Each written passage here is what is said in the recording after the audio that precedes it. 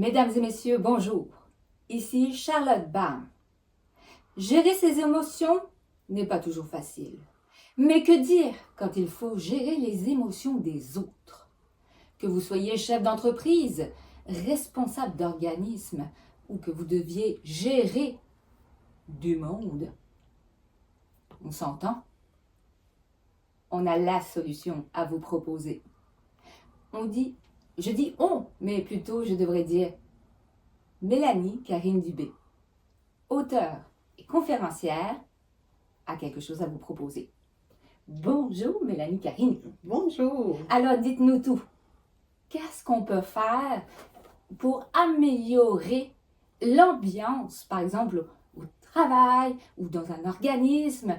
Parce qu'on s'entend là, travailler avec des êtres humains n'est pas toujours évident.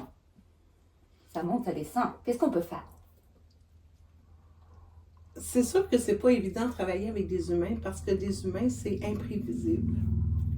Ils peuvent réagir à toutes sortes d'éléments extérieurs à eux. Que ce soit les contraintes au travail, que ce soit les relations entre collègues, etc. Moi, j'offre un service de conférence où je me déplace et je vais là où on m'attend. Et je peux donner une conférence sur la façon de réguler une émotion. Comment l'émotion s'articule. Là, quand vous dites vous vous déplacez pour une conférence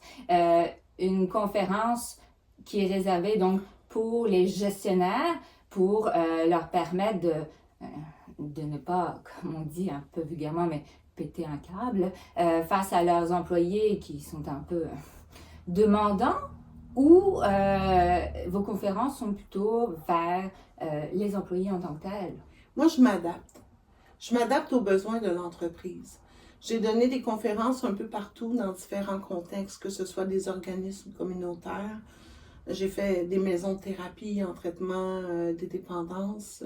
Je suis allée aussi dans un congrès. Je suis allée à toutes sortes d'endroits. Dans le fond, dans les cégeps, pour former les techniciens en éducation spécialisée, je m'adapte. L'émotion, ça n'a pas de frontières.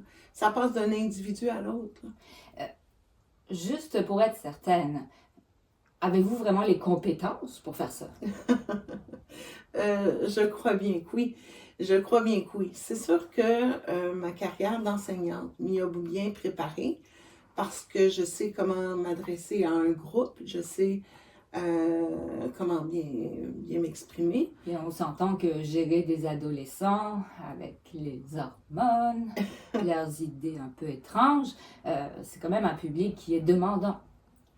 Oui, et qui demande des ajustements constants. Mais c'est comme dans n'importe quoi dans la vie, quand on a affaire à des humains, on doit s'ajuster, on doit s'adapter à l'humain qui est en face de nous. C'est la même chose en conférence. Je comprends. Et donc, vous avez écrit déjà 3 livres, entre guillemets, puisqu'on a un guide, Truc d'une folle, qui regroupe des trucs pour gérer ses émotions. Oui. On a l'agenda pour pouvoir faire un suivi de ses émotions, évidemment.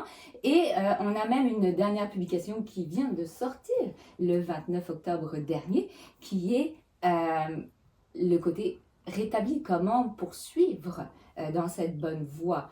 Donc, votre expérience vient certainement de là.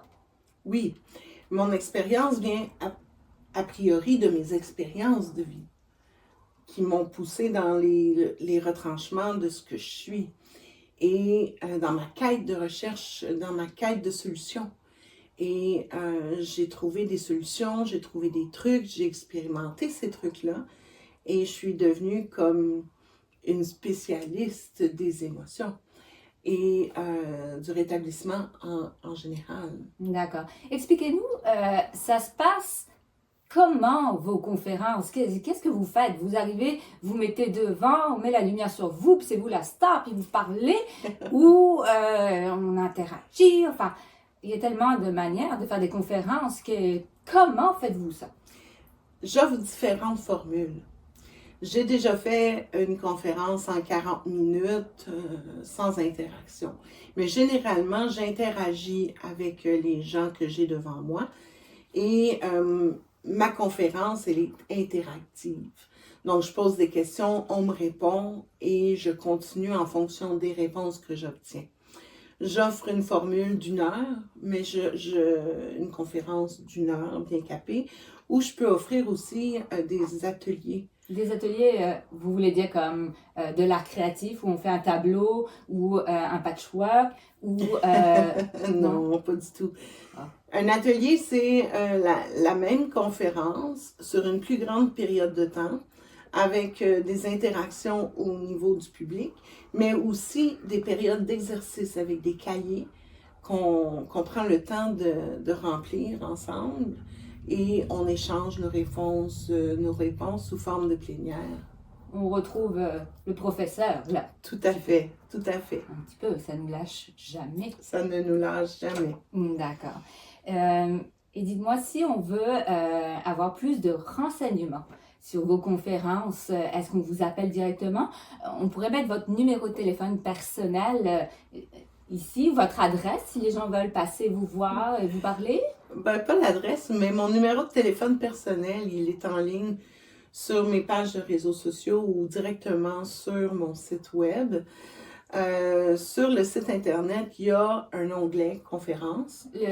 Votre site internet, c'est quoi l'adresse? C'est www.trucd'unefolle.ca. Truc avec un S. Hein? Truc avec un S.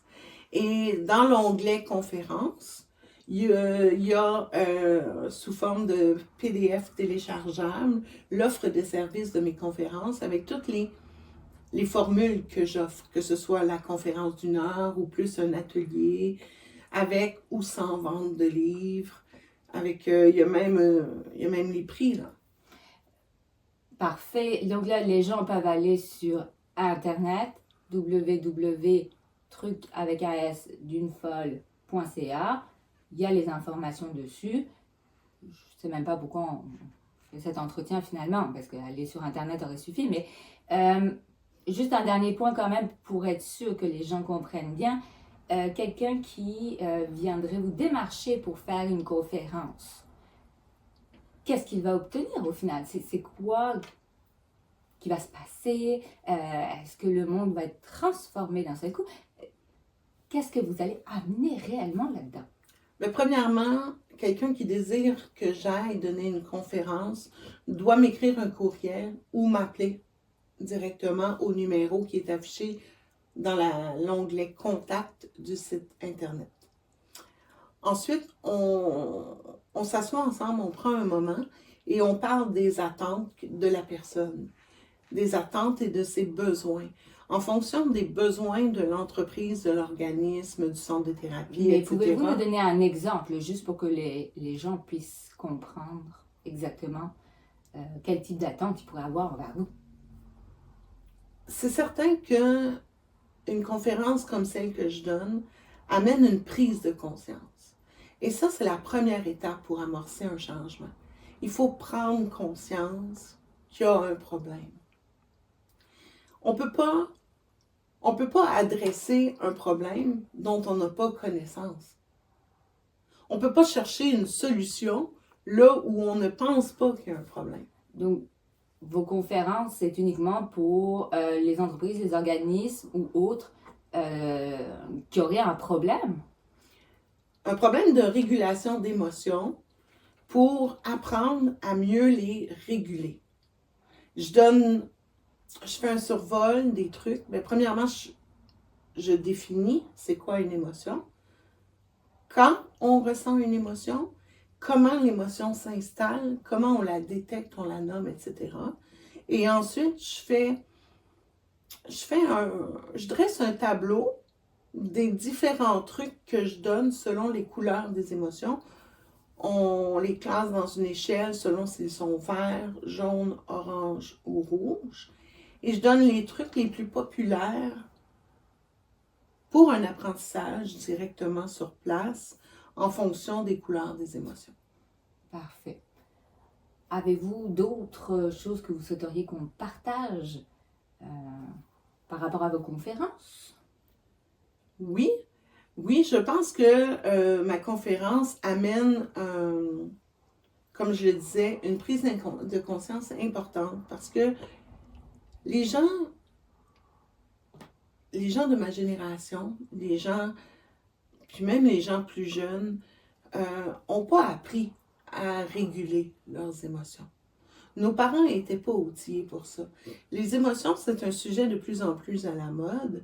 Le rétablissement est de plus en plus à la mode avec tous les diagnostics qui sortent de troubles anxieux généralisés, de TDAH, de bipolarité, de troubles de personnalité limite, etc. On est de plus en plus dans un monde d'émotions. Et on n'a pas appris à faire avec. C'est comme un enfant. Un enfant qui fait la danse du bacon, qui frétille sur le sol parce qu'il y a une émotion trop soudaine qui apparaît à l'intérieur de lui. Il fait le bacon parce qu'il ne sait pas quoi faire avec. Il crie, puis il crie, puis il crie, puis tout ce qu'il dit, c'est « je veux arrêter de souffrir ». Je pense que mes conférences amènent des solutions à ça. En tant qu'adulte, on ne fait plus la danse du bacon, mais ça ne veut pas dire qu'on est aussi outillé. Donc, si je comprends bien, vos conférences, d'un côté, peuvent aider les gens à mieux se gérer eux-mêmes au niveau émotion, mais ça pourrait aussi aider les personnes qui sont en lien avec des personnes qui ont du mal avec leurs émotions, pouvoir comprendre pourquoi ils agissent comme ça, pourquoi ils leur tapent sur le système continuellement, là, et leur donner peut-être même à eux des outils pour que eux ils aident les personnes. Donc il y a comme un transfert. Ça a l'air. Tout à fait. Si on se place par exemple dans un contexte scolaire, ça pourrait être autant une conférence qui pourrait aider les directions qui ont affaire à une équipe de profs, que les profs qui ont affaire à un public élève, que tous ces gens-là en tant qu'individus pour s'auto-réguler. Puis même pour les élèves, finalement, pour qu'ils se comprennent aussi. C'est ça. D'accord. C'est quand même très intéressant parce qu'on essaye d'avoir un univers où on se tape un peu moins sur la patate. Donc là, vous permettez de démystifier un petit peu le comportement spécial de certaines personnes, de le faire comprendre et de pouvoir aider pour harmoniser les relations entre elles et avec soi-même.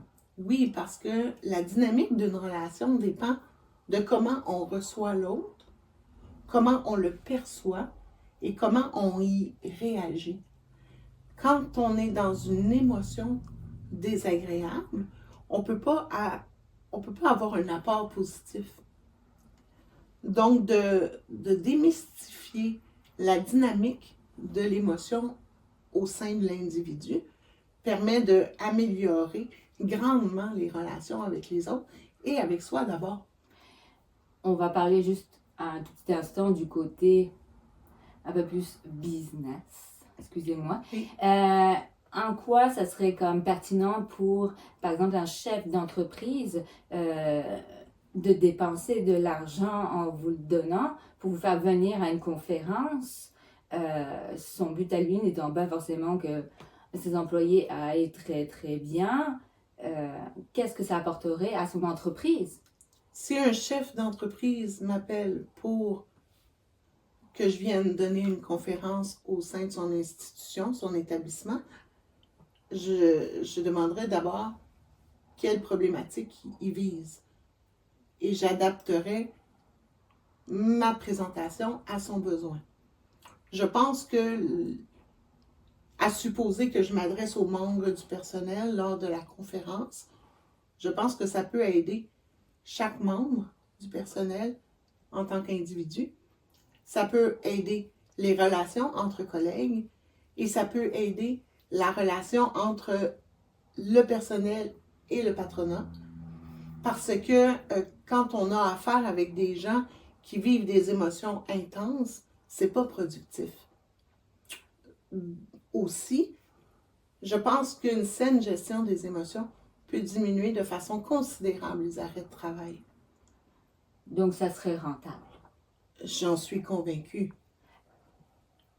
J'imagine que vous avez eu quand même des retours de toutes les conférences que vous avez faites dans le passé. Oui, bien sûr. Et ça a été... Ça a été profitable. Oui. Ça a été profitable. Je veux rester humble, mais je permets aux gens de comprendre comment ça fonctionne. Parfait. Merci beaucoup, Mélanie Karine Dubé. Ça me fait plaisir. Si vous voulez donc plus d'informations sur les conférences, rendez-vous au www.trucdunefolle, truc avec un s.ca ou appelez directement Mélanie ou lui envoyer un courriel. Ça fera un plaisir de vous réexpliquer tout ça un petit peu plus simplement que moi j'ai essayé de le faire. C'était Charlotte Bam. On se retrouve bientôt.